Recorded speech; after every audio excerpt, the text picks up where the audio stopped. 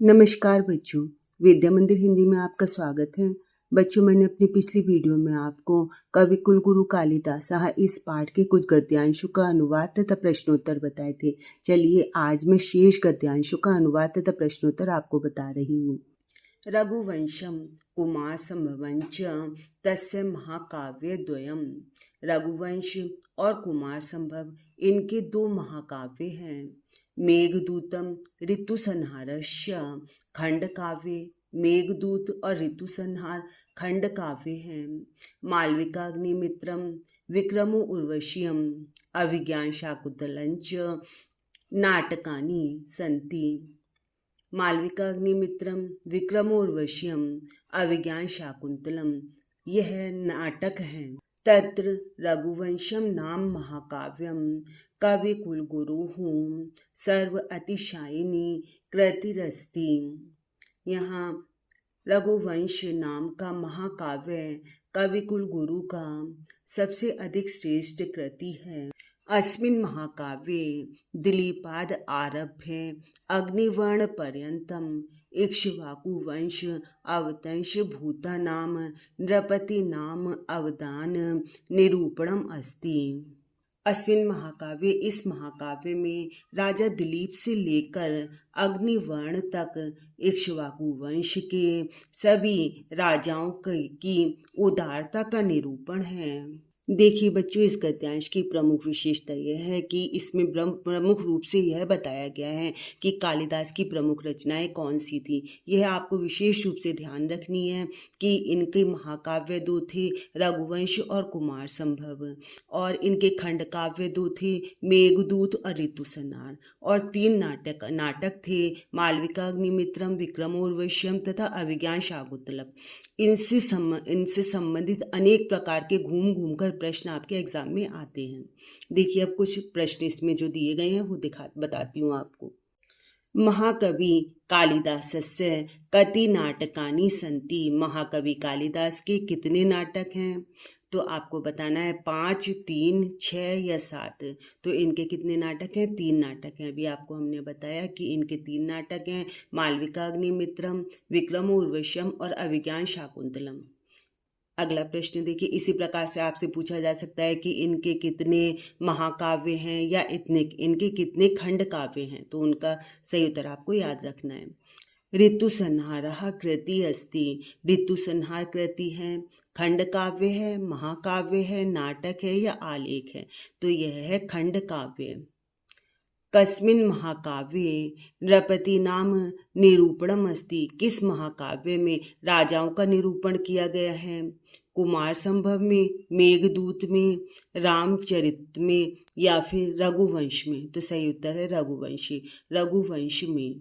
रघुवंशी कालिदासः रघुवंशी नाम चित्रणं तथा करोति यथा भारतीय जनजीवनस्य उदात्त आदर्शानां सम्यक दिग्दर्शनं भवेत्।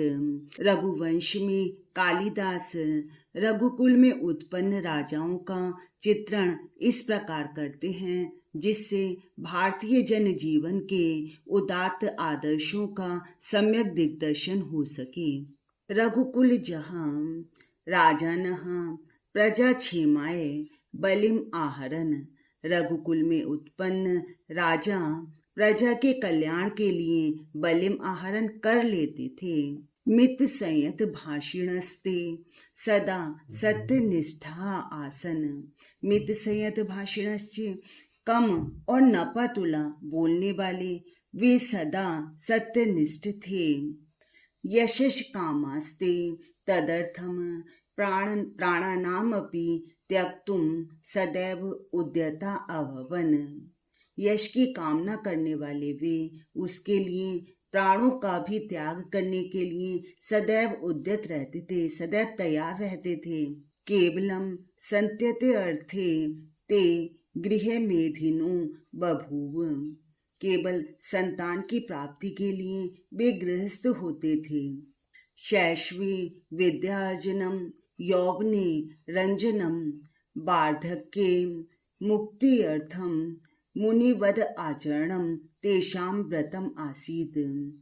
शिशु अवस्था में, बाल्यावस्था में विद्या अर्जन, विद्या ग्रहण करना, युवा अवस्था में रंजनम, मनोरंजन करना, ऐशो आराम करना, वार्धक्य वृद्धावस्था में मुक्ति अर्थम, मुक्ति के लिए मुनिवद आचरणम, मुनि के समान आचरण करना, तेषाम व्रतम आसीत, उनका व्रत था। बाल वृद्ध वनितादि नाम यदा आचरणम कालिदास काव्ये निरूपितम तद सर्वथा भारतीय संस्कृति गौरव अनुरूपमेव। बालक, वृद्ध और वनिता और स्त्री आदि का यथा आचरणम, जिस प्रकार का आचरण कालिदास काव्य निरूपितम, कालिदास के काव्य में निरूपित हुआ है, तद सर्वथा, वह सब प्रकार से भारतीय संस्कृति गौरव अनुरूपम एव, वह सब प्रकार से भारतीय संस्कृति के गौरव के अनुरूप ही है। रघुवंशे कालिदासः कस्य चित्रणं करोति, रघुवंश में कालिदास किसका चित्रण करते हैं? पहली लाइन में आपको आंसर है, रघुवंशी कालिदासः रघुवंशिनाम चित्रणम करोति। रघुवंश में कालिदास किसका चित्रण करते हैं? देखिए, रघुवंशी नाम, क्षत्रिय वंशी नाम, इंद्रवंशी नाम या चंद्रवंशी नाम। देखिए सही उत्तर है रघुवंशी नाम। रघुकुलजः राजनः कस्मै प्रयोजनार्थाय बलिम आहरन्, रघुकुल में उत्पन्न राजा किस प्रयोजन के लिए कर लेते थे? स्वभोग्यार्थाय प्रजाक्षेमाय निधेः वृद्धये को अपि नास्ति। देखिए सही उत्तर है प्रजाक्षेमाय। यहाँ पर आपने देखा प्रजाक्षेमाय बलिम आहरन, जो रघुकुल में उत्पन्न राजा थे वो प्रजा के कल्याण के लिए कर लेते थे। कस्य कृते सः प्राण त्यागम कर्तुम उद्यतः आसीत्, किस लिए वह प्राण त्याग करने के लिए उद्यत थे?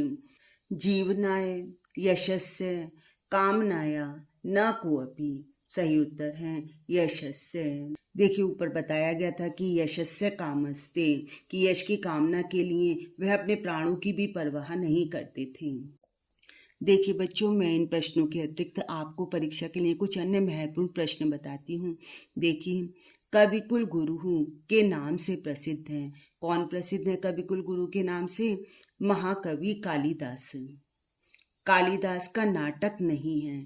नीचे नाटक दिए हैं, आपको मैंने पहले बताया था कि उनके 3 नाटक हैं, मालविकाग्निमित्रम, विक्रमोर्वश्यम और अभिज्ञान शाकुंतलम। तो रघुवंशम जो है वह इनका नाटक नहीं है। तो रघुवंश क्या था? वह एक महाकाव्य था। रघुवंशम कालिदास की किस विधा की रचना है? तो रघुवंश किस विधा की रचना है? महाकाव्य। कालिदासः कस्य समकालीन आसीत्, कालिदास किसके समकालीन थे? देखिए बहुत स्पष्ट तो नहीं है इनके विषय में, आज भी मतभेद है, परंतु माना जाता है कि यह द्वितीय चंद्रगुप्त के समय समकालीन थे। काव्येषु नाटकम रम्यम, उक्ति किस नाटक के लिए प्रसिद्ध है? काव्येषु नाटकम रम्यम तत्र रम्या शाकुंतला, तो किस नाटक के लिए? ये अभिज्ञान शाकुंतलम के लिए। श्रृंगार रस प्रधानम नाटकम किम, श्रृंगार रस प्रधान नाटक कौन सा था? श्रृंगार रस प्रधान नाटक था अभिज्ञान शाकुंतलम। कालिदास काव्येषु अंगिरसः अस्ति, कालिदास के काव्य में अंगिरस कौन सा है? श्रृंगार रस। कालिदास के काव्य का मुख्य रस श्रृंगार रस ही है। श्रृंगार रस की प्रमुख रचना अभिज्ञान शाकुंतलम इनकी बहुत ही ज़्यादा प्रसिद्ध है।